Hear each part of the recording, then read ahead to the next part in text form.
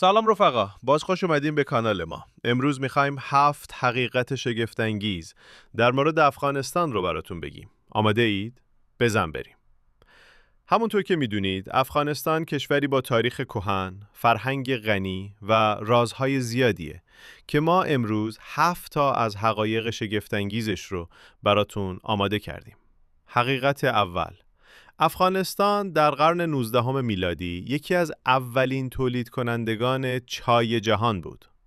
حقیقت دوم: افغانستان دارای بزرگترین ذخایر لیتیوم در جهان است که میتواند آینده اقتصادی این کشور را تغییر دهد.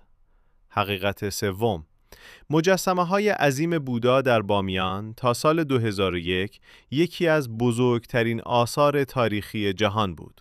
حقیقت چهارم: افغانستان دارای سبزترین مناطق کوهستانی است.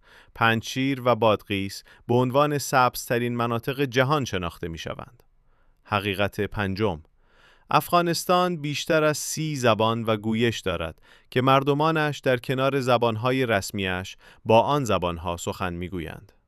حقیقت ششم: افغانستان از بزرگترین تولید کنندگان سنگ‌های قیمتی مانند فیروزه و یاقوت در جهان است. حقیقت هفتم: افغانستان دارای قدیمترین کتاب خطی جهان است که تاریخش به قرن 8 میلادی برمیگردد. اینا فقط چند حقیقت شگفت‌انگیز در مورد افغانستان بود. کدوم برات جالب‌تر بود؟ برام بنویس. ممنون از همراهه. فراموش نکنی که کانال رو سابسکرایب کنی برای ویدیوهای بیشتر.